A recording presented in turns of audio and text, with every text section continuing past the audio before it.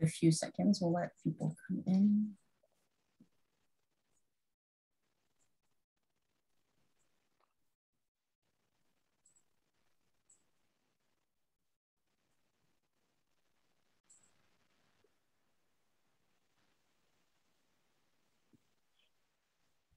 All right, hi everyone. Thanks so much for joining. We're gonna get going in about 1 minute.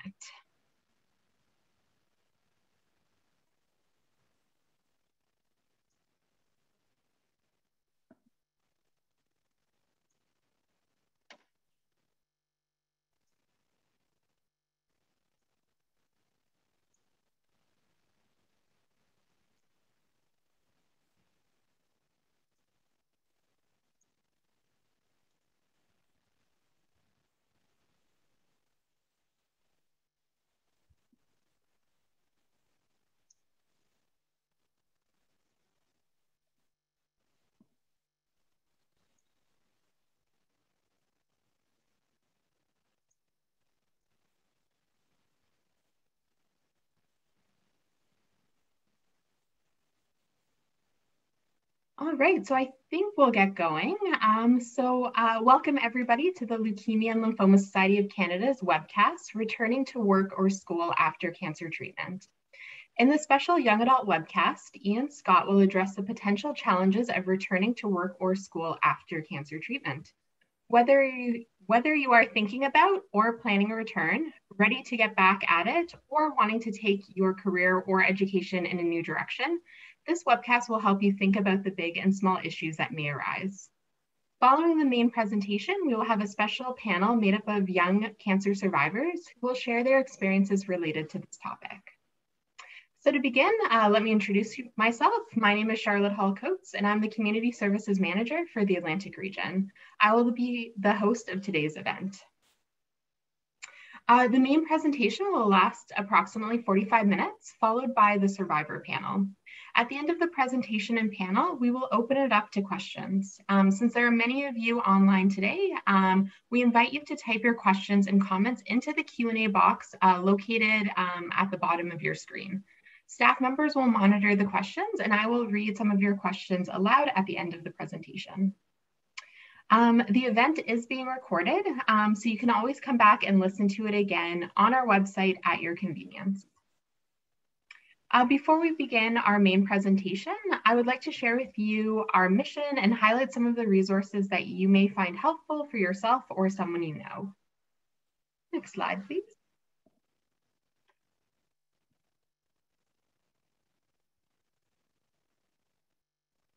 At LLSC, our mission is to cure blood cancers and improve the quality of life of those touched by blood cancer and their families. We offer guidance and support every step of the way. Next slide, please. We know the current situation presents many challenges to those affected by blood cancer and their families. The community services managers can help. We are compassionate connectors that can help you manage your blood cancer experience. Please do not hesitate to contact the community services manager in your area. And you'll notice the website and the phone number there on the screen. Next slide, please. Coming in September, we will be launching our new website with a section dedicated to the adolescent and young adult blood cancer community. There you will find a variety of educational resources and support services. For example, on our website, bloodcancers.ca, you will find free booklets and fact sheets containing information on specific blood cancers, treatment, and practical information. We also have animated educational videos, webcast recordings, as well as our new blog. Next slide, please. This spring, we launched a series of podcasts featuring conversations with young adult blood cancer survivors from across Canada. In these special episodes, you can hear candid conversations about their experiences with blood cancer and the impact it had on their lives.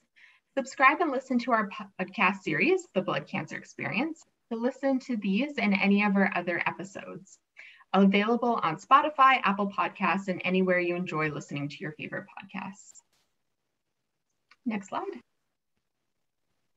Our peer support program is a support service that matches people affected by blood cancers, caregivers, and their families with trained volunteers. Our volunteers have been touched by blood cancer firsthand and therefore have a shared experience.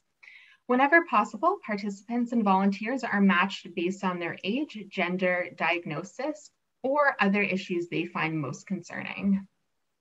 Next slide, please. So back in November of 2020, we brought a group of 8 individuals affected by blood cancer between the ages of 20 to 39 to create the National AYA Advisory Committee. This committee served to help develop educational tools to prioritize topics and identify gaps specific to the AYA group. And during the panel, you'll actually hear from a couple members of the advisory committee. Next slide. So now it is my pleasure to introduce our speaker, Ian Scott. Ian is a social worker and adolescent and young adult psychosocial clinician at Cancer Care Manitoba. He provides counseling to young adults and their supporters. He also facilitates the monthly Young Adult Cancer Support Group and is involved in different initiatives at Cancer Care Manitoba to improve care for young adults. He is also a member of the Canadian Partnership Against Cancer AYA National Network. Thanks so much for being here today, Ian.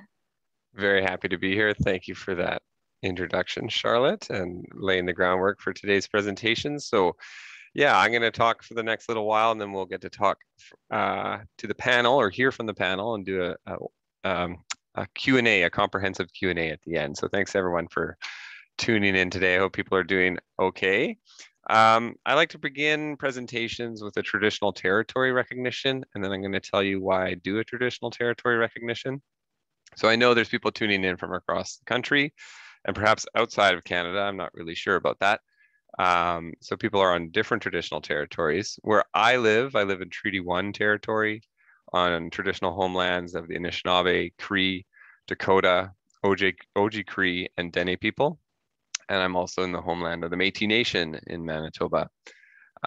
So I wanted to recognize those traditional territories, and probably everyone's been at a presentation where that kind of territory recognition has been done at some point or another. And sometimes I think it just becomes a little bit too routine, or people do it as sort of a checkbox item in their presentations. But I think it's important to talk about the so what of that. You know, the cancer agency where I work in Manitoba, called Cancer Care Manitoba, wouldn't exist if Indigenous people weren't first dispossessed of their lands, and other buildings across the country, of course, are like that, and other institutions. And also, what are we doing with regards to issues of racism and colonization and those pieces? And so something that I'm doing in my practice is I've joined a health equity collective at Cancer Care Manitoba to improve health outcomes and care for Indigenous people and other people who are facing discrimination within the healthcare system. I'm also trying to lead a charge to change some charting practices, because as care providers, that's like the #1 way we communicate is through patients' charts. We obviously email and talk to each other too, and have rounds and things like that. But I think the way we write about people's experiences and write about issues related to race and class and gender and all sorts of differences is really important too. So I'm doing a presentation to the whole organization on that topic as well. So that is something that I like to set the tone with, because it's important to think about these matters and not just sort of say it and then forget about it when we do a traditional territories recognition. So on to the topic today. I'm very much looking forward to getting a little bit of feedback from people at the start, which will sort of give me grounding as to the people's experiences for those of you who are tuned in live today. We're going to be talking about returning to work and or school after cancer treatment. And these are some of the things that we're going to talk about off the hop, but I'm going to get some help putting up a couple poll questions here it's going to give me a sense of where people are at in their own life. So let's launch those polls now if we can, and you'll have about 30 seconds or so to respond to them.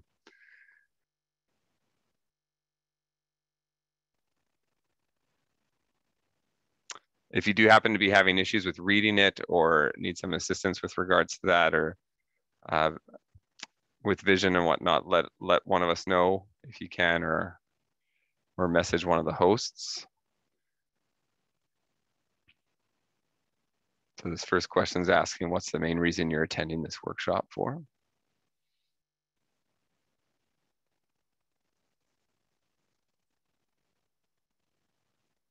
Okay.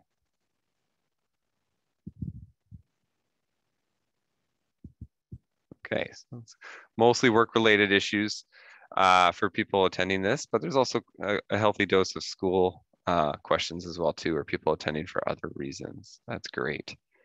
And while we're on the topic, here's another one to best describe your situation. I know everyone has a different set of circumstances, but if you can answer this next poll question, that would be great.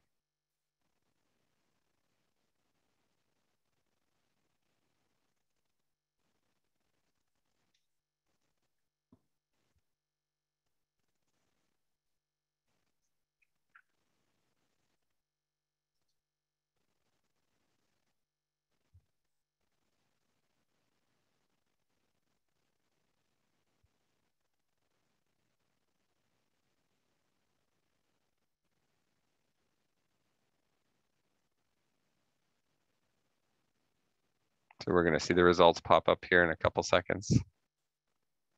Or I guess I am. I think I'm the only one who gets to see them. So there's most people answered the first one, being off work and getting ready to go back. That's 40% of the responses. 20% were in the other category. So I'm just gonna, roll the dice and hopefully I hit some of those things. And I think I know there's so many different combinations or situations people can find themselves in at this point, depending on where you are with related to your cancer experience, or if you're here as a supporter or a healthcare provider.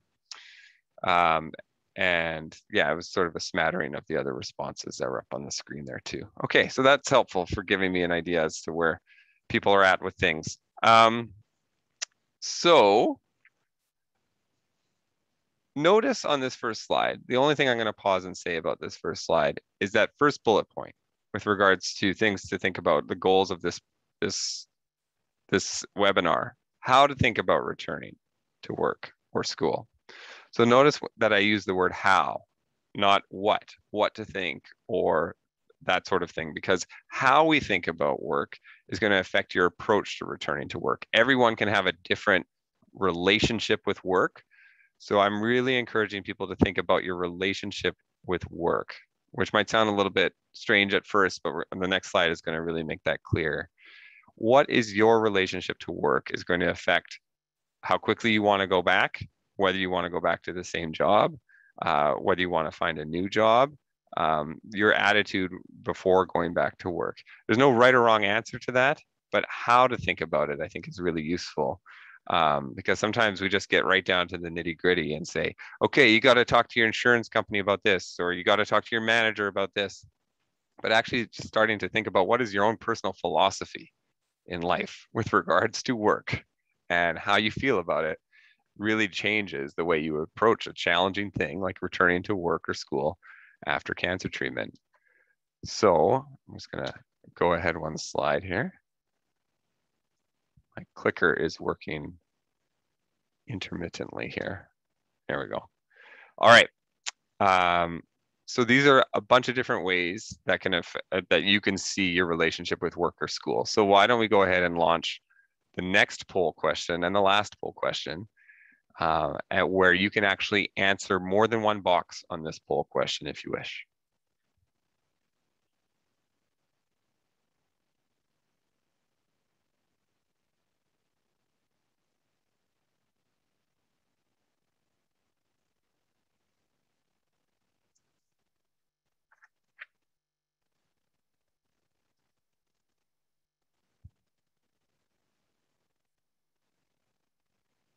So just a couple more seconds and then we'll see the answers.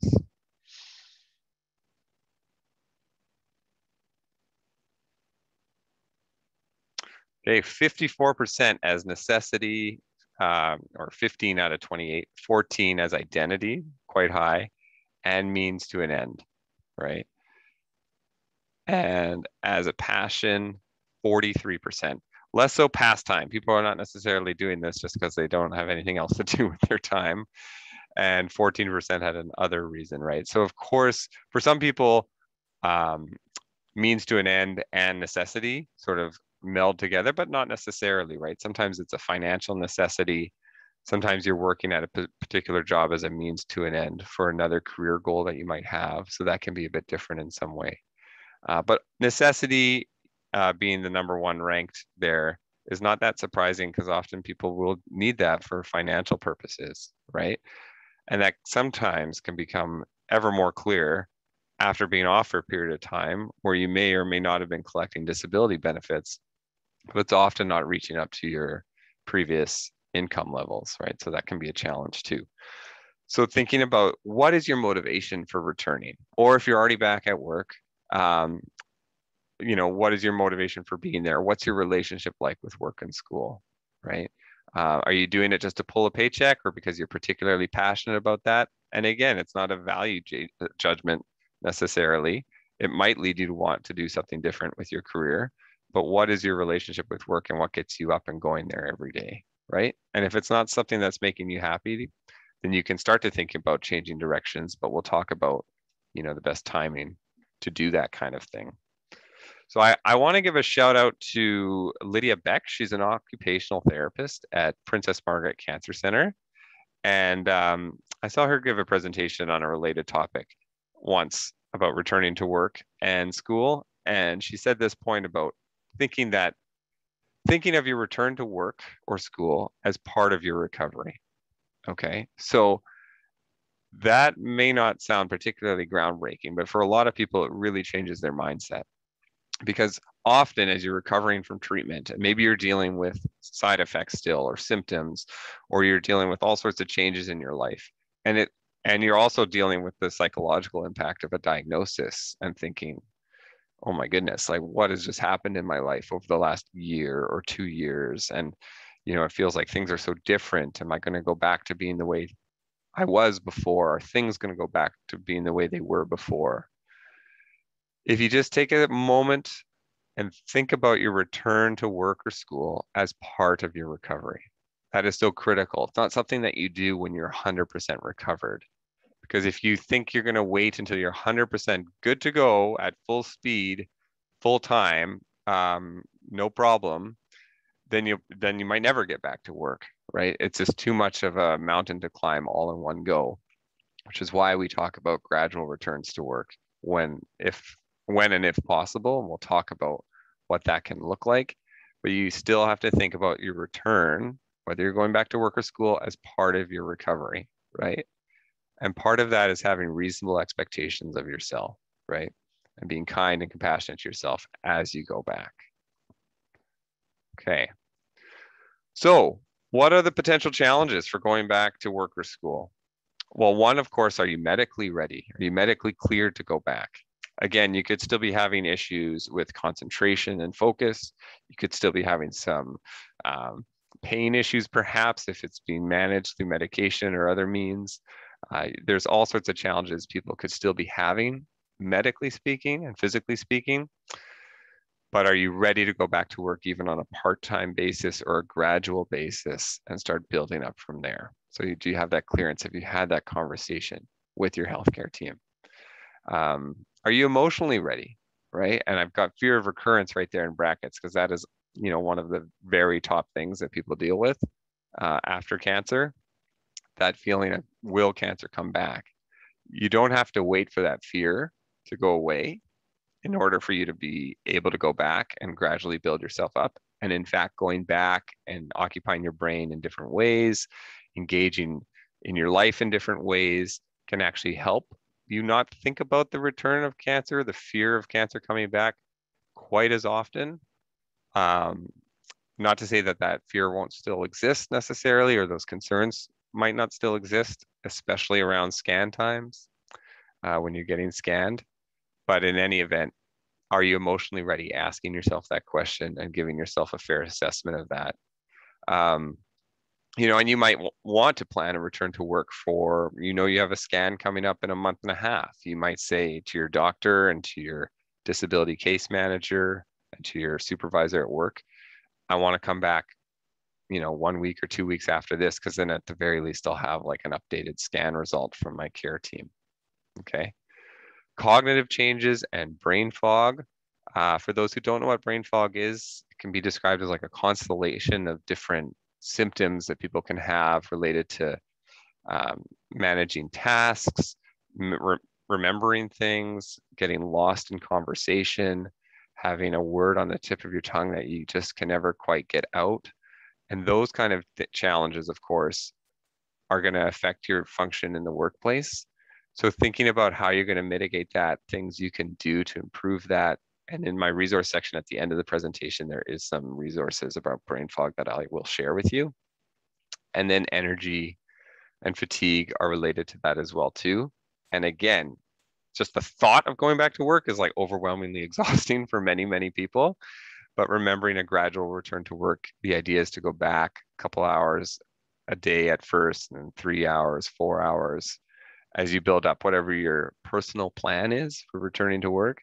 And then some of those fatigue issues can still linger, but you don't just go straight into it 100%. Otherwise, you'll totally overwhelm yourself and you'll have to leave work again probably. And pain, which I mentioned already, so I'm not going to spend too much extra time on that. So remember, as annoying as it is to have to navigate these issues, and if you happen to be on third-party medical insurance through something like Blue Cross or Manulife or something like that, as annoying as it can be to deal with companies like that, even dealing with things like government-provided resources or social assistance or CPP, all of those institutions, all of those disability benefit bodies want you to have a successful return to work. Sometimes you might have a lot of friction in your relationship with your individual case manager because it's just not a good match. That happens to a lot of people, unfortunately. But remember that the disability insurance provider wants a successful return to work. Because if you are successful in going back and you don't go back too soon, then they can stop paying you benefits, frankly, and then you don't end up back off work, right? So they want it to be a success as well, right? So just keep that in mind, that there's a shared common goal across those two, both yourself and these insurance companies. So some of you are looking for work or considering new work. So, you know, it's important to pause and think about, what is your goal, right? What is it that makes you passionate? Or if it's not the passion piece, like we talked about in terms of what your relationship with work is, but maybe you're just looking for something that's higher paying. Doesn't matter what it is, right? And that's okay. But thinking about what is your goal in your career, right? And you can, you know, you can seek out online vocational counseling services. You can speak to someone at your local cancer center if you wish to do that as well. There's lots of good online resources I'll share with you at the end of the presentation. But having a clearer idea of that, you don't have to have it all figured out, but just sort of what path you want to follow is really useful. And gaps in the timeline. So that's a big challenge for people who might have a, 1 or 2 year or longer gap in your resume, and you're wondering, how am I going to deal with this, right? And that leads to the question of, when you hand in your resume, and a potential employer is looking at that and they see that you haven't worked for 2 or 3 years, what then? So the question of disclosure is a big one, okay? And often it's said that you shouldn't disclose in a job interview or until you've got the job or a job offer. You shouldn't disclose that you have cancer, had cancer, and you require some accommodations at work, because it could potentially lead to some prejudice. And if you don't require any accommodations at work, you may not want to disclose at all, right? But there's different ways of thinking about this, and there's no like one right way to approach this, because it kind of depends on you and it depends on the employer that you're applying to. Some people will put this information right in their cover letter. Some people might wait until a job interview, right? Because they're worried that if they accept a job and don't tell the employer and then later do tell them, it could lead to some hard feelings, which frankly, that shouldn't affect your job security, but it can affect your job enjoyment if there's hard feelings in the workplace. And, not the employer to not feel tricked or misled, right, in that. So it's worthwhile practicing with a friend or in the mirror, like how you would disclose that. focusing on your strengths and what your ability is in terms of your resilience or however you want to frame it, but also talking about some challenges that you might have. And this whole question of whether to disclose or not disclose becomes more obvious, I guess, if it's more of a visible disability or a visible change, right? And then that might lead to questions, right, from the employer. They don't have a right to inquire about personal health information, but you may want to talk about it. But again, it's a personal choice, and it's fine to wait until a job offer, but you do have to be ready to assertively say and to say what it is that, what accommodations you might require if you're going to require accommodations. And again, if you're not going to require accommodations, I'd say it's probably best not to disclose unless you feel like it's an asset, like you're applying to work at the Leukemia and Lymphoma Society of Canada. It might be an asset, or Cancer Care Manitoba, for example. Okay. So what if you're not looking for new work? You're already back at work at the job you were before cancer, or you've been back for a while, or you never left maybe. Same sort of issues come up around disclosure. And sometimes starting to deal with attitudes and comments from coworkers being like, well, must not be so bad then, that if you're still at work, right? But maybe you're at work because you couldn't get disability benefits and you ended up back at work before you wanted to. And it was a financial necessity. Like that happens to more people than folks realize, right? It does happen more often. Or, you know, sometimes if you think you can continue to work and it's good for your mental health and it's distracting you enough and you continue to work even part-time throughout treatment, you know, sometimes people might feel like they're getting pressured to go off work, or it's like, you should just go off work, you know, and they might not feel as welcome in the workplace. We will talk a little bit about how to sort of redirect some of these unhelpful comments that people make. Timing for finding a new job. So often people will want to go back to a job initially before they make a shift, but some people are really keen to take their career in a new direction.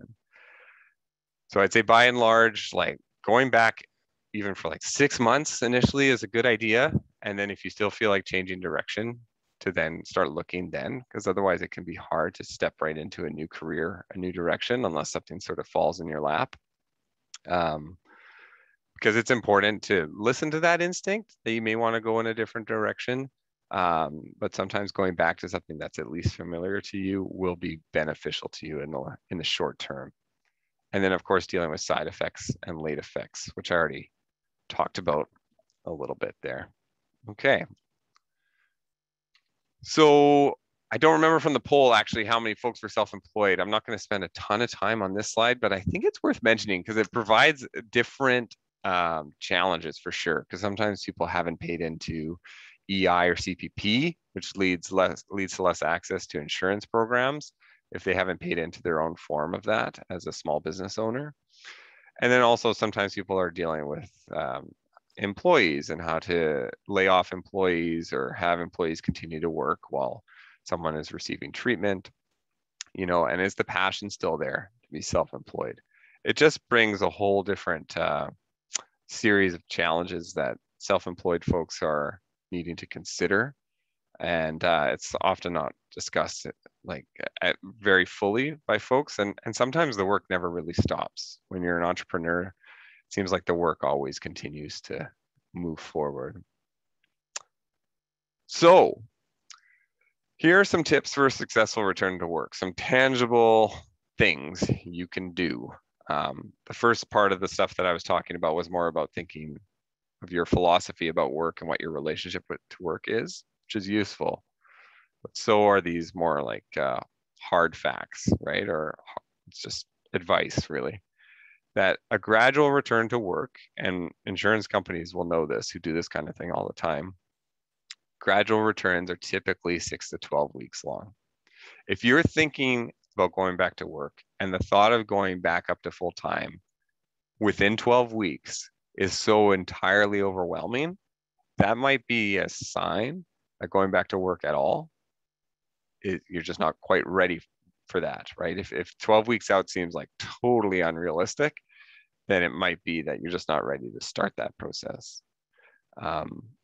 very useful tool that you can do, and there's templates for this on this really great national website called cancerandwork.ca, is making 2 lists, like an initial list of things that you're going to do when you first go back in this 6 to 12 week period, and things that can be added into your job later. Because one thing that I see people doing going back to work is they're going back to work for 4 hours a day, let's say, but they're doing their whole job in 4 hours, which sounds more stressful than it would be to do it in 8 hours. So not doing like a miniature version of your whole job, but actually building it up piece by piece, like a puzzle. Rebuilding your routine, so getting up at the time you would get up to go to work, practice work-related skills. For a lot of people, that'll just mean like reading things again, related to your work, that kind of thing. For others, if it's not a challenge physically, to be doing like fine motor skills, depending on what your job is, or spending a bit more time on your feet, depending on what your job is. Those are things that you can practice ahead of time. And then just thinking about being back at work, which seems like such a bizarre thing to list as a tip, but for a lot of people, thinking about work will be very anxiety provoking. So just thinking about it and what that would look like and how you would start talking to colleagues about that is very useful. And again, we are going to get to some of those unhelpful comments that colleagues tend to make. But first, that is just sort of a sample of a return to work plan, of what it might look like over 9 weeks, someone going back. There's no set formula for this. It's going to depend on your work. It's going to depend on what your employer can accommodate based on your job. But that's just an idea of how you just start at 2 days a week for 3 hours on each of those 2 days. And then in 8 or 9 weeks, you're back up to full time. Okay. And remember, if there's questions coming up as time goes on, I know I can't hear you chat, but you can put question and answers in the Q&A, please. And you can also put chats into the chat box, but any questions can go in the Q&A for later. So people might wonder, are they going to have a job when they come back to work? Well, people cannot legally be fired for having cancer and having to take time off work. In fact, employers are required to give the same job or a comparable job.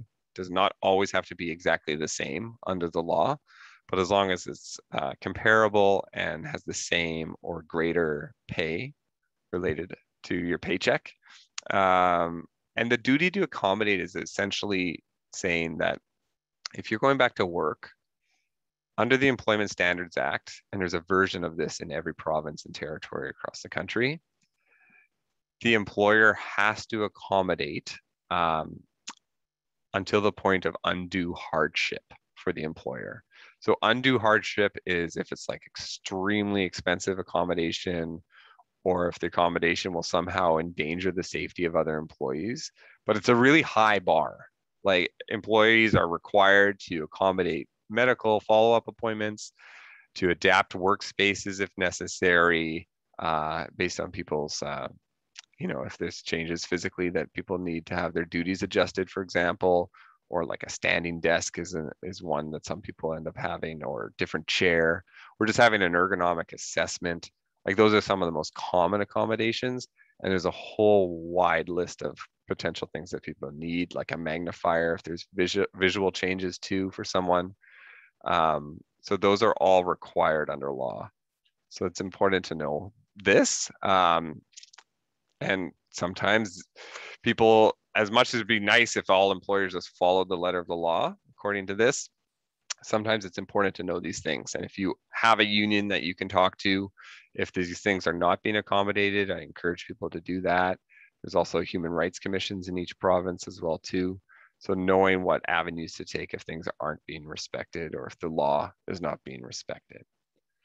So let's talk a little bit more about school related issues. Okay, so a lot of the same sort of issues come up in school, like disclosure, how to talk about it with your peers, how to talk about it with professors or teachers.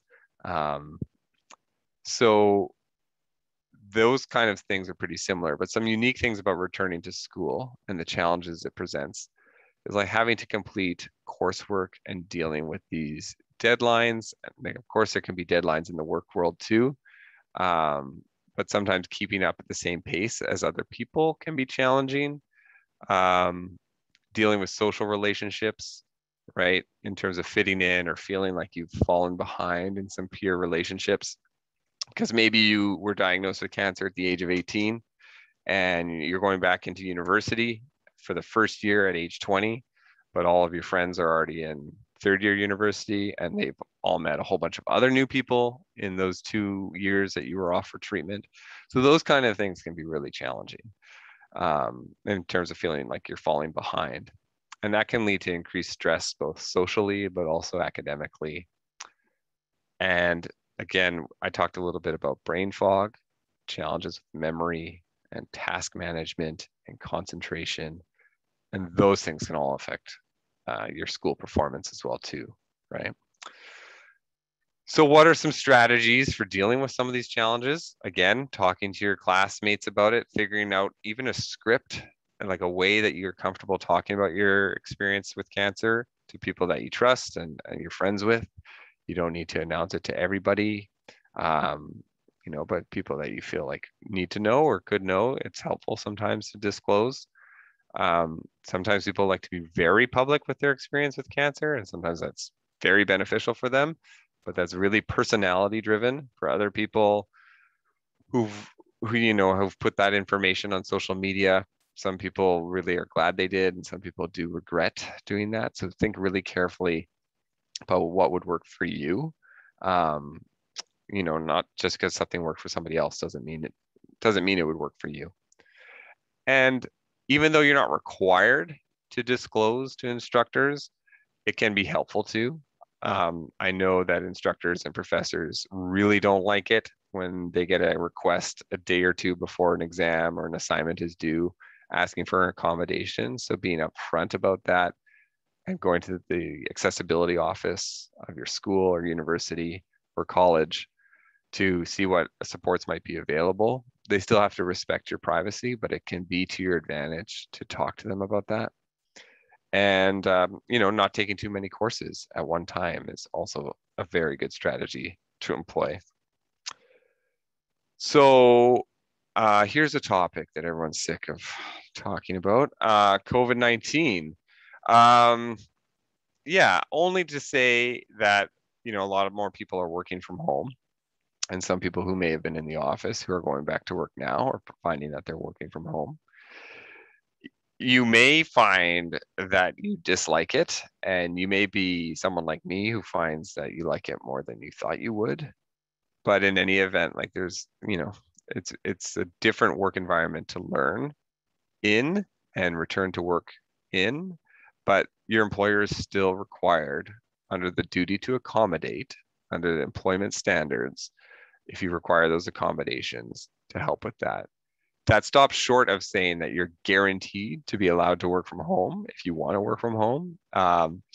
There's been times where different provinces under their COVID regulations have said employers have to accommodate working from home because the case counts were too high, but that's typically not the case.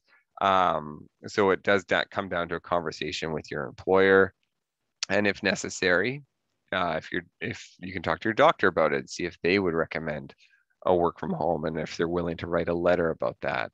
Or you can talk to your union if you happen to be in a unionized workplace. So those are just some considerations related to COVID. So I think this is my favorite slide. So I want to pause and just read it. So these are some comments that people end up saying to people who've gone back to work about their cancer experience. And this is not just from colleagues, but it can be from, random people at a family reunion, or even just strangers sometimes feel like they get to tell you exactly what to think about your cancer experience. And feel free, if you've got other annoying questions and comments that you've heard over time, I'd love to see them in the chat box. So go at her for that. So let me just read these. You finished treatment ages ago. Why did it take you so long to come back to work? People not understanding that, the cancer experience doesn't end on your last day of chemo or radiation. Where did you go on vacation? So people who don't even know you're gone. Oh my God, I heard you had cancer. Tell me all about it. So people who are a little bit too nosy, I'm so sorry. And then they look at you like you're dying. So that is another reaction that people have. Or vice versa, or on the flip side, you look amazing. And then they stare at your forehead trying to guess if you're wearing a wig or not, because they think everyone who has cancer has lost their hair. Whether or not you did or not is not important to them. You are my hero, a brave warrior, a fighter. You inspire me. I couldn't have done what you did. So that I know is nauseating for lots of people, because most of the time, if people were told that they have cancer and that they have to do treatment, most people are going to do the treatment. So they could do what you did. It's just that they didn't have to. You're lucky to get to work part-time. So this idea that you're just a lucky one, that you've been on vacation and you're getting a special treatment is a unfortunate attitude to overcome in these workplaces. You've been back at work for a while, time to get up to speed. So maybe the accommodations were there initially, and now there's pressure to pretend like it never happened and that everything's all good.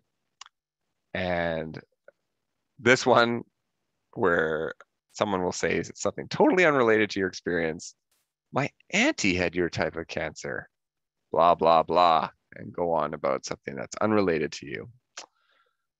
All right, so I know exactly how you feel. I'm looking in the chat box now. You don't look like you have cancer. Didn't you get the easy good cancer? Oh, that's a good one, Harmon. I like that. People hear that all the time. Oh, the easy or good cancer. I can tell you, as someone who works with adolescents and young adults, there's about 5 or 6 cancers that get referred to as the easy cancer. So there's not just one. So that's just a weird thing that people say. Or people saying, oh, you're playing the cancer card, right? Yeah. So it's just, I think what this is illustrating, all these comments, and thanks for putting that in the chat, everybody, that there's a very low level of knowledge about cancer generally in the public. And I didn't realize that until I started working at Cancer Care in Manitoba. And it's amazing for how much we hear about cancer fundraisers, and we hear about like initiatives that sports teams do, like Hockey Fights Cancer or whatever. Or we hear about, we see it in the movies, like, like everywhere you look, all of a sudden every character in a show has cancer. But yet, like in terms of anything beyond the surface level, people know very little about cancer. So that's not to excuse their ignorance. It's not to excuse these kind of questions, but it also just shows you where it's kind of coming from a lot of the time. It's unfortunate, and it's not your role to educate people. If you feel like educating people, you can, but you could also just like wait for them to shut their mouth, or you can just say you don't want to talk about it. Or let me see if I can. My clicker is, or you can do something called the Swivel Technique, which I'm going to talk about right now. I'll come back to that last slide. But to change the topic by saying, thanks very much for asking. Despite everything going on, I'm now recovering and I'm feeling much better. Can you explain the project we discussed in the meeting this morning? So just changing the direction, right? And to think about if you are going back to work, this is less applicable to the school question, but like, how do you want your return to be announced? Through a staff email, just through your department, like the whole organization, talk about this like maybe a month before coming back. Are you wanting to do the disclosure yourself? How much are you willing to disclose off the top, like off the get-go? So thinking through these issues is going to help you when you finally do get back. So the Swivel Technique is what that redirection skill is called. So last slide, and then we're going to hear from the panel, which I'm very excited about, is different resources and websites. I mentioned this Cancer and Work website, and they have all sorts of information there. They have that template for like core tasks that you'll do when you first go back and things you'll add in later, but they also have so much about legal issues in different provinces, issues about looking for work or changing careers. It's a really comprehensive website. I'd check it out for sure. Careers in Cancer is American, so just just if you're using it, be aware that some of the laws are different in the States. But they do offer a free resume service or a CV review service where you can actually submit it on their website and they'll review it for you, which is pretty cool, especially if your resume is out of date, and they might have some suggestions for gaps in the resume and stuff. And specifically around dealing with things that like brain fog and fatigue when going back to work, there's some information there about from Princess Margaret Cancer Center in Toronto. And the CPP vocational rehab program, I think, is really underused. If you are on CPP disability benefits, that program can help you plan a return to work. And if you're looking for new work, or if you feel like you even need to retrain, they're worthwhile to talk to. Believe me, they sometimes give you different equipment if you do end up back at work, different courses you can take for returning to work. They can do like a job market analysis. Not everybody knows about it, but I think it's a really underused program. CPP vocational rehab. And then there's a list of all sorts of different accommodations that people sometimes need when going back to work. So that's enough from me. And let's hear from the panelists. All right. Well, thank you so much, Ian, for that presentation. We really appreciate you sharing your experiences and insights with us today. And so if anybody has any questions for Ian, definitely continue writing them into the Q&A box that's found at the bottom of your screen. We're going to do a little bit of the panel presentation, and then we're going to open it up to any of the panelists. And we'll bring back Ian and ask him questions too. So definitely make sure that you get your questions in there. And so at this time, I am going to ask our panelists to turn on their cameras and unmute themselves. And if we can take down the slideshow so we can see everybody's faces nice and big. There we go.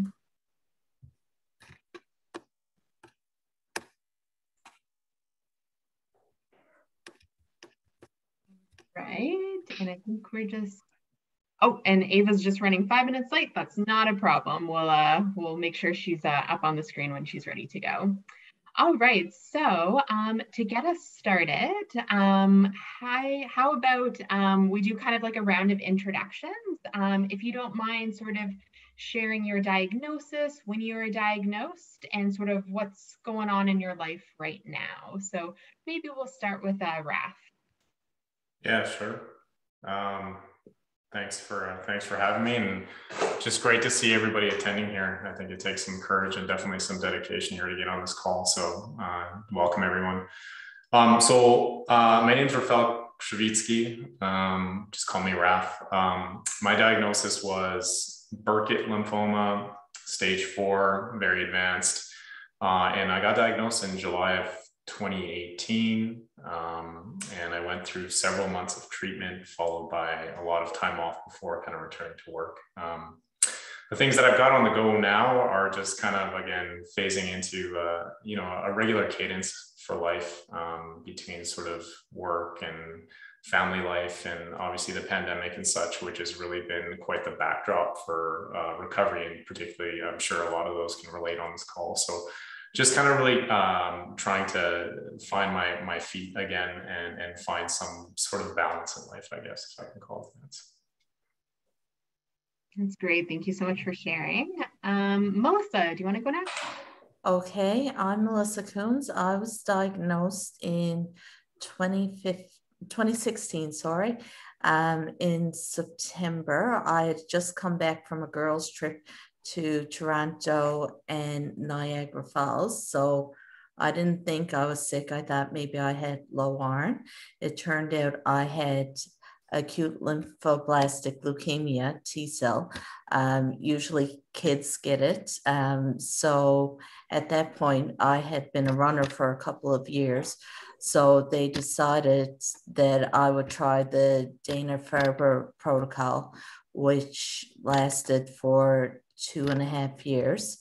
So I went back to work in March of 2019, 4 months after I finished chemo, because at that time my private insurance long-term disability was finishing, and I did a gradual return to work. And right now, for the last 6 months, I've been working from home, which I've been enjoying. And basically, a lot of my activities have been group activities and stuff. So because of the pandemic, there's been a lot more. I've been staying an hour outside of St. John's with my folks. So I've been doing a lot more hiking and outdoor activities. Looking forward to the pandemic being over and getting back to normal. Definitely. Thanks so much, Melissa, for sharing. And then Harmon, if you don't mind introducing yourself. Okay, can everyone hear me? Hi, my name is Harmon. I'm probably the freshest one who finished chemo out of the whole group. I think I finished about a year and a half ago. I was diagnosed with primary mediastinal B-cell lymphoma, fancy version for non-Hodgkin's. So yeah, I'm about a year out of treatment. Just eager to kind of answer any questions if anyone has them. And actually, to be honest, to learn, I'm here to learn from everyone too. Just hearing everyone's experience is just very humbling. It lets you know you're not alone. And yeah.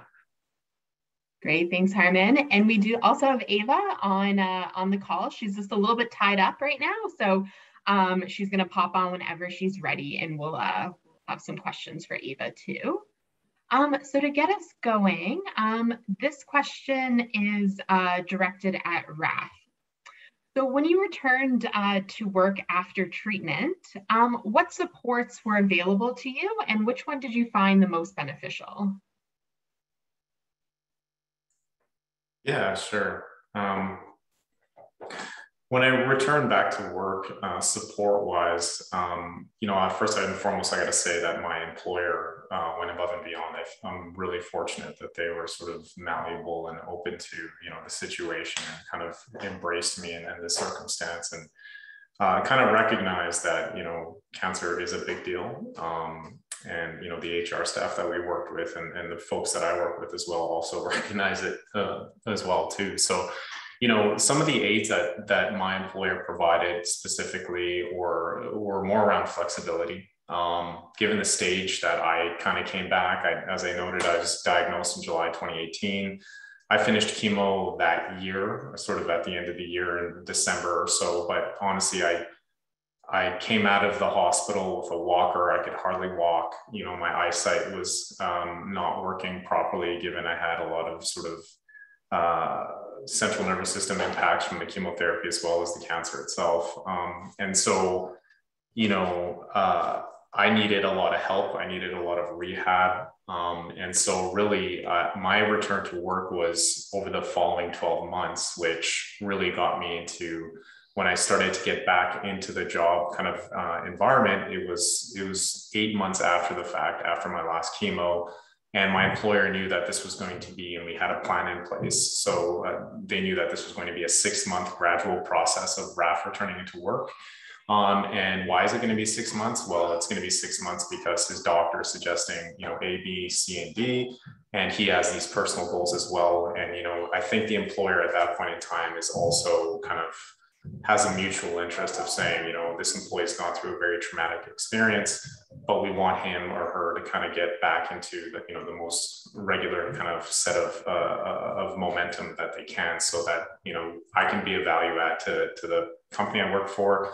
And I can kind of be there for them as well on a regular and kind of consistent basis to the extent possible. So a lot of it was just scheduling. I'd hop out for regular sort of psychological assessments. I'd go out for my scans every so often, my blood tests very often, as everybody probably can relate to. And then also just physiotherapy and rehabilitation. So the biggest one was the calendar, the scheduling, having a sense of understanding coming into the whole kind of return to work process, as well as just flexible sort of work arrangements around that 6-month window, if you would. So. And it sounds too like you're having a lot of good conversations between your employer and your healthcare team. Did that make a big difference, sort of having both sides sort of, communicating and working all together? Yeah, certainly. I mean, kind of like Ian said, like, that one favorite slide of his, and there's a lot of kind of Q&A on it and just people's comments, but it's so very true. And even when you deal with the employer and you deal with the, you know, the intermediaries, whether that's Sun Life or whoever the insurance provider is, you know, they understand, they read cancer and it's like, oh, shocking, right? You know, but they don't really get it, right? You don't really get it until you've actually gone through it or observed somebody go through it, right? In which case it's very difficult for them to relate to. And so having that healthcare provider come in and sort of underscore to the employer as well as the insurance kind of agency that this is the situation, this is as serious as it gets, and this is what an individual in that kind of situation needs to get to where you need them to be is really helpful for sure. So. Oh, that's great. Thank you so much for sharing, Raph. And now we're going to welcome Ava. Welcome to the panel, Ava. Did you want to quickly introduce yourself? Maybe tell us what your diagnosis was, when you were diagnosed, and sort of what's going on with you right now. Thank you, Charlotte. Hi, I'm Ava. I'm 23, and my diagnosis was stage 4B Hodgkin lymphoma, and I was diagnosed in January 2019, and I had 6 cycles, I believe it's cycles, of ABVD treatment until August of that year. So I've been in remission for just nearly 2 years now, and I'm a student at Wilfrid Laurier University, which is in Kitchener, Waterloo, Ontario. And I'm finishing up what is technically, I guess, like my fifth year now, and I will be there for 2 more years, but I'm just glad to be back. So that's who I am. That's great, Ava. And we'll actually ask you a question now. So what did you find sort of the most important or beneficial support when you were looking to return to school? I think it's kind of a combination of a few supports that kind of work together. So part of your support is going to be looking to the people who know you the best, whether those are your closest friends or family members. For different people, it's different. But turning to those people because they can kind of read you and how you're responding to different stimulus when they're offering ideas. So part of it is going to be trusting what they have to say about it. Part of it's going to be in addressing with yourself how you feel about things in the moment, and not necessarily what your expectation in how you're going to feel about it is in the future, and not how you are supposed to feel about it, or how you used to feel about it. That in yourself actually acts as a huge pillar of support, because it removes that whole expectation of what was, what is, what's going to be, and just what is right now. And also looking to your doctors. Your oncologists are really, really insightful because they've been down this road with many other people like you. It doesn't make any of us less special in their eyes. We are each very special to them, but they have seen different patterns. They have seen the people who are ready to dive back in headfirst into school, and the people who are afraid to dip their toe back in to get started again. So kind of looking to your doctor, recognizing in yourself how you feel in the moment, and to the people around you. Those are the first, I'd say, 3 pillars of where you should be looking for your support when you're first thinking about it. And then the idea, of course, of adding in a counselor or a psychologist or therapist as you're going through it, as per suggested by your oncologist, helps as well. But those are the big 3, I think, when you're first starting to dive back in. Yeah, absolutely, for sure. And was there any supports that you found like at your university that was beneficial, like a counselor or like a disability services? Definitely. So at Wilfrid Laurier, we have what's called the Accessible Learning Center. And I know that several universities have their own variation of something like this. And even if they don't have an actual accessible learning center for students who have disabilities, whether they are physical or mental, emotional, or a health center that offers these types of supports, by law, your school has to recognize what you've been through. So even if they aren't offering it on a billboard to you, you have the right to access those supports and those resources. Yes, sometimes it's a little annoying having to explain to people what that means, depending on the university. And I'm speaking more generally here because I know that universities are different. But firstly, it's important to have that expectation that you deserve the resources and that you do have the right to access them. And that is annoying as it might be in some scenarios to prescribe to, you know, your professors what those resources are. Once you do, they, from their own experience, right, because they've had several students, will kind of understand or know who to go to as professors to offer those resources to you. For me personally, when I came back to school, it was about extra time, extensions on assignment, extra times while writing tests, and understanding that, you know, just because I'm in remission and that I'm back at school, that it doesn't mean that my brain and my body are identical to when I left. So understanding that I might need note-taking services, or if those aren't offered at your school, asking your professor for the slides for the presentation of the week, or asking that him or her for a breakdown of the lesson. You have the right to ask for all those things, and those are supports that definitely students who've undergone any type of mental or physical illness have the right to, and you can get access to them.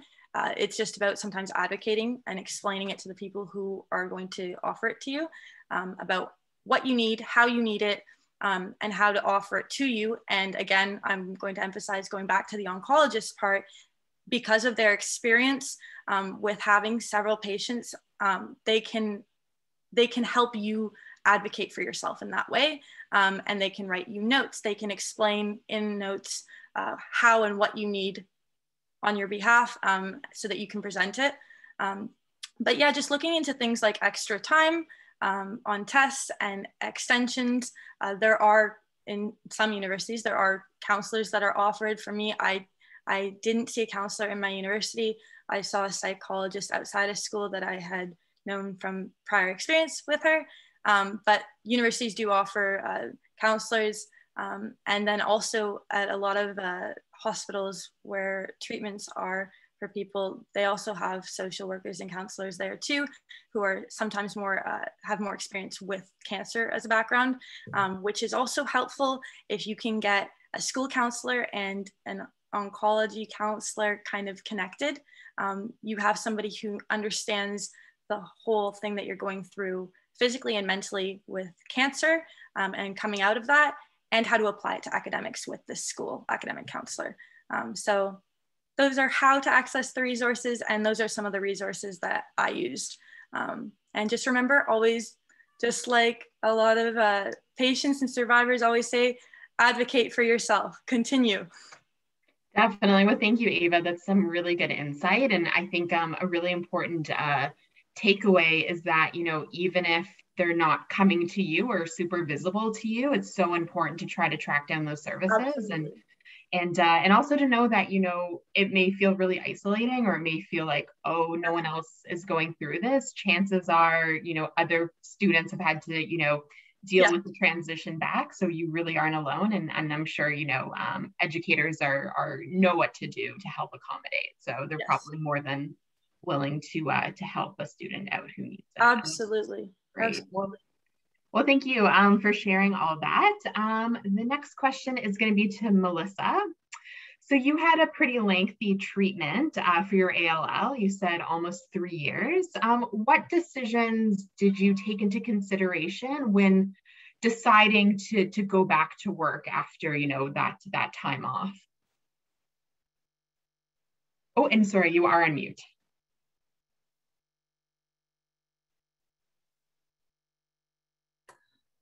I would probably say the biggest one when Ian had the slide up about necessity, because like I said, I had long-term disability for 2 years. Before that, I was on sick leave the rest of the time, but I had exhausted my leave and my long-term disability. So that meant then I would only be getting CPP disability. So that would be a big pay cut. So that was kind of the thing that pushed me.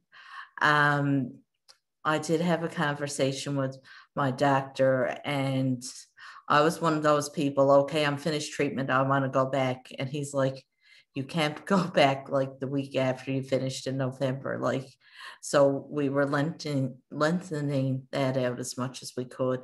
And while I was doing that, I was also, I did the Life After Cancer program through the Canadian Cancer Society, which was really good too. And even last year, since COVID, I was part of a yoga and meditation study, which helped out as well. So resources like that. But I went back and I started at 2 hours each day. And my supervisor was really good. He would allow me to pick what time I wanted to come in. So before I went back too, I was also doing water aerobics to get exercise back into my life, something simple. And so I was able to do that as well. But even when I went back, there was some complications, because I went back and I was after talking to the return to work person at our department, and they never mentioned nothing about having a doctor's note or anything else. I was after saying I'm going back to work. So, and I'll be back on Friday. I went back on a Friday, and then Tuesday afternoon, she called and said, we need your doctor's clearance. So even before you can return back to work on Wednesday, luckily my hematologist was really good and I got it that afternoon. But even simple things like that you don't think about if no one tells you. And another challenge that I had when I went back to work, we had moved to an electronic payment system. So my supervisor said, okay, we'll put in the hours you work, and for the other hours, because LTD is going to cover your pay, just put in unpaid leave. So that's what I did. And for 2 pay periods then, I didn't get paid. And when we went to payroll and said, well, I'm back, I'm putting in the hours that I'm working, there was another process that had to be followed. So there's a lot of little things that you need to know when you're going back to work that you don't even really think about. And one thing that Ian said that I really thought was a good idea is to make a plan and review it with your supervisor. Because even when I went back, like I was one of those people, I wanted to do, say, a full day's work in 2 hours, whereas he was kind of easing me back into it. And I think if we'd had a conversation beforehand, it would have made the transition easier. So, but there's just a lot of little things, and that's the same as people didn't realize about the brain fog, or even at one point, I ended up having pneumonia and influenza. So I spent 3 days in the emergency room on a stretcher, and then a week back on the floor as an inpatient. So, I mean, when I went back to work and I seen people who had a cold or a cough or whatever, that kind of played on my emotions too, right?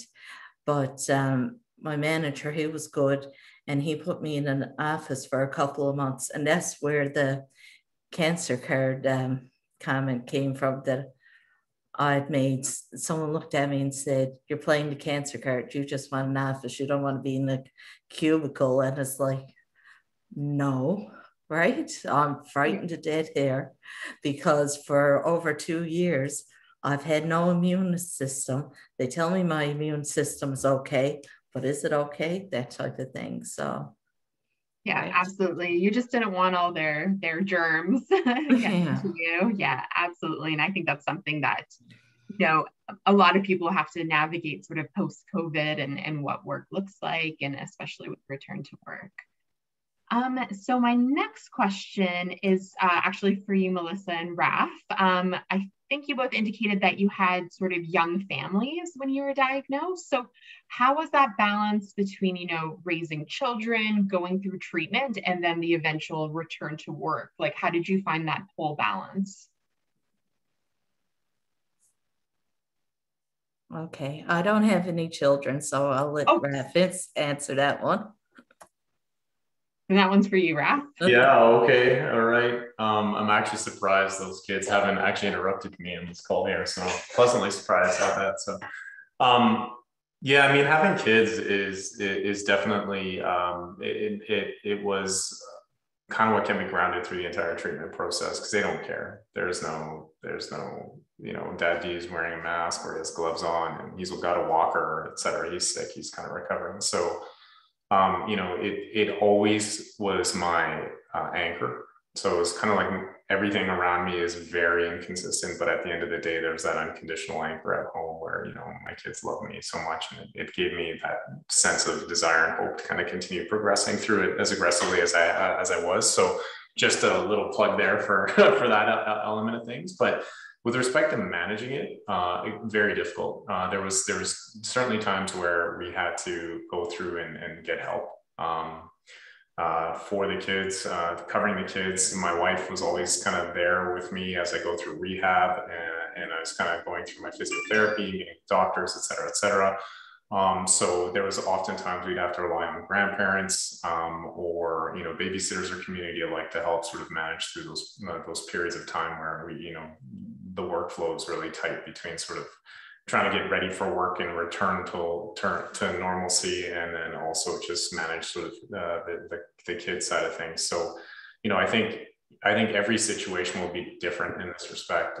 You know, we were lucky enough to have my mom and dad close enough so we could rely on them heavily during that period of time. But oftentimes we would have to kind of go through and get some childcare and get some help through, you know, those more like chunky periods of having to do more things at once, if you would. So maybe hopefully I answered that question, but that was kind of the way that we handled it for sure. So. Yeah, absolutely. That's really good insight.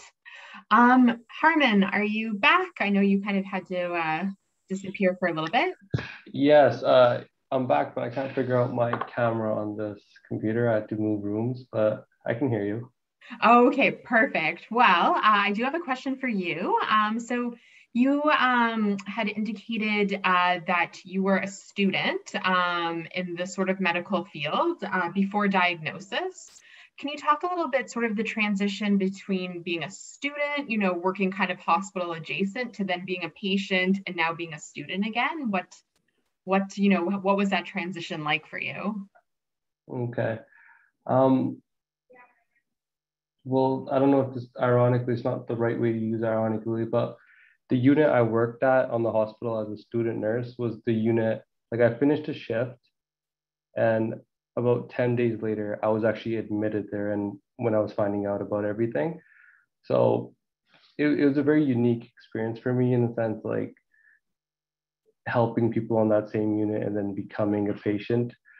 But with that said, in regards to how life was as a student, I went through a interesting kind of transition, because the time when I was diagnosed is when COVID really started kicking in and everyone was kind of told to go home. So a lot of people didn't suspect anything because school transitioned from in-person to online, and no one really realized that I was missing class more than I should have been. So to kind of piggyback on that, just a little to add on to what Ava was saying, how you want to do that as a student is, what I personally did is I told certain people that I was going through something. I didn't specify what it was. I just said I'm going through some medical medical stuff, and I'm in and out of the hospital. And what that allowed me to achieve was that I stopped the speculations. A lot of people were thinking certain things, some people were thinking certain things, and I felt that was the best way to kind of address that. So I think it's really important that you share with your peers that you are going through something. You don't have to say what it is. And then in regard to the school aspect, I had a student representative. I don't know what their appropriate title would be at every other institution, but they were basically a student representative, and they kind of reached out to all my professors and explained to them what was going on. And I thought that was very beneficial, because it's quite draining to individually message each professor and explain your story again and again. And then I'm not saying that anyone would ask for proof, but if that situation arises, that'd be very, I wouldn't like that situation. So I felt like having a middle person really helped me kind of have someone represent me on that professional side for like school and everything, and then having my peers kind of speak for me to other people that don't know me that well, that he's going through something, he just needs a little bit more time. That kind of allowed me to kind of address the whole school aspect of stuff. Yeah, absolutely. So almost having, you know, like an advocate from the school help you, you know, manage that communication with your professors. Exactly. Yeah. All right. Well, thank you so much for sharing. Just looking at the time, so we want to make sure that we give lots of time for sort of general questions. So before we flip it to people who are in attendance, so make sure that you get your questions in the Q&A box. I have one last question for all the members of the panel. And that is, what words of wisdom would you share to maybe another young person diagnosed, you know, with a blood cancer, or who find themselves in a similar situation? So maybe if you can take like 20 seconds to answer, just because we want to make sure we get lots of time for general questions at the end. So anybody want to go first? Yeah, go ahead, Harmon. Okay. I'm not one about too much like movie stuff or sappy stuff or anything like that, but I remember during one of my hospital stays, a nurse told me that I was just fighting with the idea, why me, why this, and all that. First thing is, pardon my language, but shit happens. It is what it is. And the second thing is, she told me that it's you because you can handle it. I don't know how other people might like that or how people might take that, but that's just something that worked for me. She said, it's you because you can handle it. And I just stuck with those words, and just take it a day at a time, and eventually it will get better. Yeah, totally. Like almost like the you got this. Exactly, yeah. That's so important. Maybe we'll go to Ava. Hi. I think the keys are, you don't have to have it all figured out all right now to figure it out as you go along. Sometimes weakness is in your strength, and that those parts that maybe you don't want to see, that you might have to see along your way, are part of strength, even if it doesn't feel like it in the moment. That the way you're going to look at the world is going to change forever, because you're kind of going to have the ability to look through two lenses at once. And it's just going to change the way you perceive the world around you. And that regardless of what happens next, you will always have that. And that will become part of your intuition and your personality. And it will help you to figure out what you're going to do next and how you're going to handle everything next. But yeah, I'd say most of all, you don't have to have it all figured out right now. And figuring it out as you go along, even if it goes against what you originally planned, is okay. Overall, I guess that's it. It's okay. Whatever it is, it's okay. Yeah. You don't know what's going to happen, but it's okay. It just is. Yeah, absolutely. So it sounds too like that as well, so. Yeah, no, so being like compassionate to yourself, right? Saying, you know, you don't have to have it figured out, but just take it kind of one step at a time. That's awesome. Thank you so much for sharing. Melissa, over to you. Yeah, I'll go back to what a nurse said to me too, because Harmon made me remember. One said you'll have people that will step up that you never expected to step up to help you, and some people that you expect to walk through the door, you may never see them again. So you've got to realize that and accept it. And some people just can't accept it or whatever. And don't be afraid to ask for help. I think that's a great one. Let your friends know what help you need, or your boss or whatever, because people want to help, but they just don't know how to help. Totally. And I think that's so important, you know, as people look to return to work and school, right? Like it's okay to ask for help and kind of advocate for what you need to, you know, be successful, for sure. And then Raph. Yeah, I mean, I echo everything my peers here have said, without a doubt. You know, maybe the one thing I will add is just that a lot of people come through and now survive this cancer experience, and they think that they are a lesser person than they were before the cancer experience. While that is absolutely not the case, it's actually quite the opposite. And so I just need to reiterate that piece, because those who have gone through it, are going through it, are going to survive it. You know, if I could look at all of you in the eyes, I'm looking at everybody on this call, is you have a refined, completely new view on life, priorities, your perspective and vantage point on everything you do down to every single breath changes. And in my opinion, for the better. And it's very difficult for me to convey that to somebody else. But you have now this kind of superpower that you're building up, having gone through this life-critical illness or continuing to go through it, that is building you up from the inside.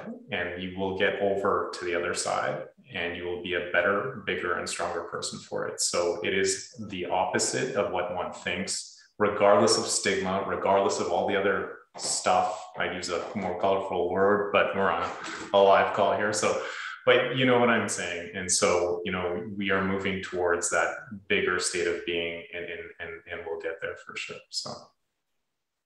That's great. Thank you so much for sharing. So we have about 10 minutes left. If I can get Ian to pop back on screen, because I know we had some questions come in that were directed at you. So let's see here.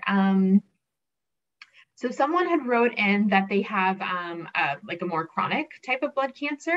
And so can you talk about some of the like more lifelong obstacles in terms of, you know, maybe they have ongoing treatment, but want to return to work? Like, what are some considerations given for someone who, you know, this will be with them for the rest of their lives? Yeah, I think it is a different piece when it's chronic, and I think there's different cytopenias, and there's all sorts of different blood disorders that could be potentially applied to that. I think a lot about the differences and challenges for people dealing with CML or CLL too. So, it makes me think about that point I made about the very poor understanding. So, a lot of people I even haven't even, heard about different types of cancer, let alone like the subtypes. So that's a challenge over the lifelong sort of work world where, unless you're working with the same few people your whole career and you've had a chance to sort of educate them over time, if that's something you want to do, then it's not so much an issue. But I think, again, where some of the sort of interpersonal things are kind of unfixable, the one thing that we can control in this situation is our relationship with the idea of work, right? Which is what I started the presentation with. So it sounds a little bit like a Hallmark card of that idea of like, don't let your illness define you. But I think it's true. Like, don't let it define you. Don't let it define your career. While yes, based on perhaps some different challenges people are having. There are some career doors that get closed, but maybe there could be other ones that open. And I think Raf's last point about that, I think points to that. Sometimes there's other opportunities that you may not have had before that open up to you. So not only do you not want to let your illness define you, you don't want your job to define you either sometimes, right? For some people, it is defining. It's part of their identity. That was one of the choices on the poll question, and that's totally fine. But I think when your job doesn't define you, some of those sort of like career-long challenges of dealing with a chronic illness become less intense over time, right? And again, it was brought up by the panel as well. Don't be afraid to reach out for help or talk to someone that you trust about it. Yeah, totally. So we had a question come up regarding, it's a little bit more practical based, regarding, how do you deal with maybe multiple organizations, whether it's your work, insurance, asking for those different forms, but like sometimes medical professionals are reluctant to give out multiple copies. Like, what's the best approach to, I guess, keep everything organized? Yeah, there's very few doctors that'll just provide a generic note saying Ian had cancer, accommodate. Like there's practical reasons that they don't. They're nervous to do that for their own license and stuff. But I think it's important to just approach different parties then. Like there are a lot of people who require notes, but sometimes doctors seem unwilling, or or they're charging for it. Not necessarily always the case, but sometimes asking your doctor in the system to do it rather than someone who's a private practice family doctor, unless you have that relationship with your doctor. But often they're less likely to charge if they're working for a cancer agency, but it's not a rule of thumb or anything. But you can try that way too. But just ask if you have another physician or a family doctor or nurse practitioner, and if that doesn't work, like go back to other people in your care team, because they hold some influence and sway within the healthcare team. Like go back to your nurse if you had a good relationship with your nurse. If your cancer agency will have some sort of like patient representative office or something equivalent to that, right? You have a social worker or counselor. If you talk to like a dietitian there one time to say, I'm having this issue, can you help troubleshoot it? Because they are like inside the system and they might be able to like send an email to that doctor. And for some reason, it shouldn't require that, but sometimes that will work too, right? But unfortunately, we're not going to have just that one letter that applies to every organization. It's having to go back each time. Yeah, definitely. Be a little patient and hopefully, find the right people on your team to help support. So I'm just going through all the questions, and we've gotten a lot of really great questions. Unfortunately, we won't be able to answer all of them, but we will try to follow up with anybody who asked a question. So if you don't hear the answer here, we'll try to email you to the best that we can. Let's see here. So this question it can be kind of addressed to everybody, but maybe we'll start with Ian. So Tony asks, does end of treatment dictate your return to work? So maybe Ian, if you can talk a little bit about, how that works. Is it based on, end of treatment and then maybe 6 weeks later? And then maybe if everybody wants to take a couple seconds after to indicate, what or if, there were any motivating factors that sort of let them feel like this is the right time. I know, Melissa, you kind of answered that, but maybe if we can sort of wrap things up with that. So Ian, if you want to talk about maybe the practical side of things or the legal side of things. Yeah, in terms of the time to go back, I mean, it's going to depend on different types of cancer and where you're at, like sort of functionally speaking, I guess. Like I'm guessing most people's oncologist or hematologist will have sort of an idea in their head but like based on your function, that like where you're at in terms of your recovery, that'll change. And that has to come through a discussion with them over time. So it's not strictly dictated by that. It can also be dictated by other things, because if you're on disability insurance, it's like through that relationship as well too, in terms of like their expectations and their medical reports that they're requiring you to get filled out. Like it is a bit of a headache over time, but it's not like this many weeks after treatment is over, you should be back at work. it's, you know, it's going to be different from person to person. Yeah. Totally, for sure. So it sounds like those are conversations that people should be having with their healthcare team if they have concerns or questions. Yeah. And maybe to kind of end us off, let's throw it back to our panelists. If you maybe want to say, you know, if you had kind of a moment that you're like, I'm ready to go back to work or to go back to school, or if, you know, as Melissa said, it was more of like a logistical insurance thing. Anybody want to, maybe we'll start with you, Melissa, if you wanted to add anything to what you had said before. No, just like, and I did a really gradual return to work. I did 2 hours every day. And like I said, my boss let me pick what those 2 hours were. And I did that for 2 weeks and increased by an hour every 2 weeks. So it was a really big gradual back to work thing, right? So, and if I had had more time, I would have taken more time too, I think. And you're going to have good days and you're going to have bad days. Even now, I've been back 2.5 years. There are good days and there are bad days, and there are some things that trigger different things. And there's some days I have chemo, still have chemo brain or different things. So you're never quite back to the way you were, but you explain to your colleagues and your boss and stuff, and you ask for help and different mechanisms. Like Ava and Harmon said, even for school, there are things there for work as well.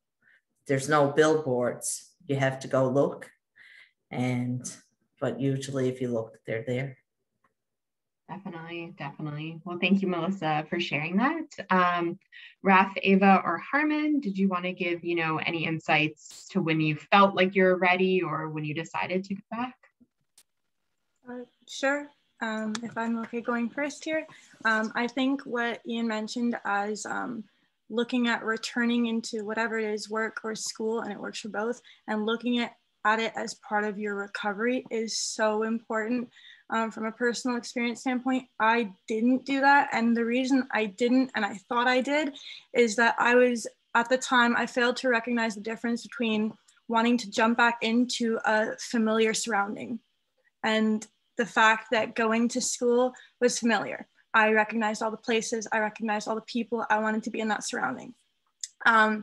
But actually engaging in the academic structure and life, and I assume it would be very similar for somebody who is jumping back into the work structure of their lives, that part is very different. You're, you know, part of you is like excited to see people and see places, and then they're also going to be, when you're with different people, if they were part of different moments of when you've been sick, or places where you remember feeling a symptom, there are going to be, and Melissa touched on this, there are going to be triggers as well. So the environment is one part of it.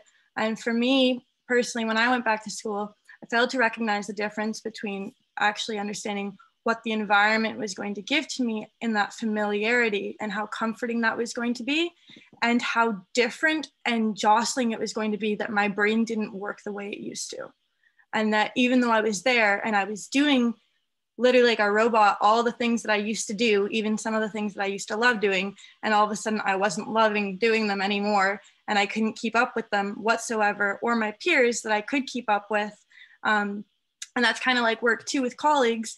That is like, definitely look at it like a part of your recovery, because, you know, whatever it is, you will get there. However you get there, whatever needs to be in place for you to get there, you will get there. Maybe it won't be the same way as it used to be, and you won't get there all by yourself, all in your brain, doing like, you know, puzzles in your head and figuring things out and problem solving or whatever it is, whether work or school.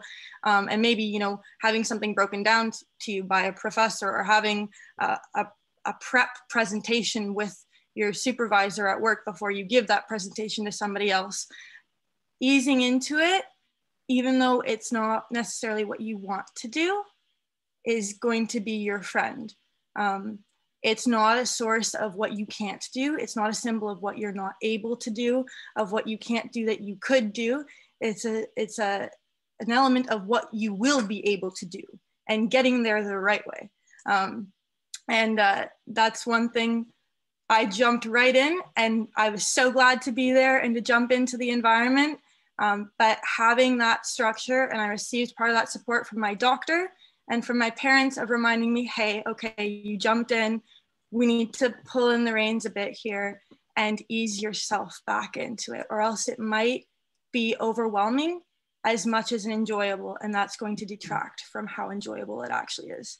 And I think that's good that you recognize that too, right? Recognize, you know, ooh, this might have been a little bit too much, too fast, and being able to kind of pull back. So I think that's super important. Thank you so much for sharing. And then Raph or Harmon, did you want to add anything to when you sort of felt like you were ready, or what those emotions were like? Maybe I'll just jump in. I mean, my process was a little more gradual. I didn't really have like a point where I'm like, okay, let's go. I'm ready to go. I just felt like I was slow. The two things that I did was take it slow and take it easy as much as I possibly could. I know that there's constraints and pressures around that, but I mean, at the end of the day, if you don't have your health, you don't have anything, right? So, I think in my opinion, it was just to ease into things. And like to Melissa's point, there are days today where I'm like, I hit or miss. I don't know if I age or chemo or whatever it was, but there are days where I'm better than I was before too. So, I feel like it's just a lot of variables on the go, but my only thing was to be gradual, take it at the pace where you feel is okay. Try to balance your internal expectations, kind of like Ava was saying. Like, I was so ready to go. I want to go back to normal life. I want to get out of the same environment. I want to just interact with people, et cetera, et cetera. But putting that aside, again, keeping your health in the crosshairs of your priorities and moving on at the pace that you think is reasonable. Definitely, that's great. And Harmon, did you want to add anything if you're still there?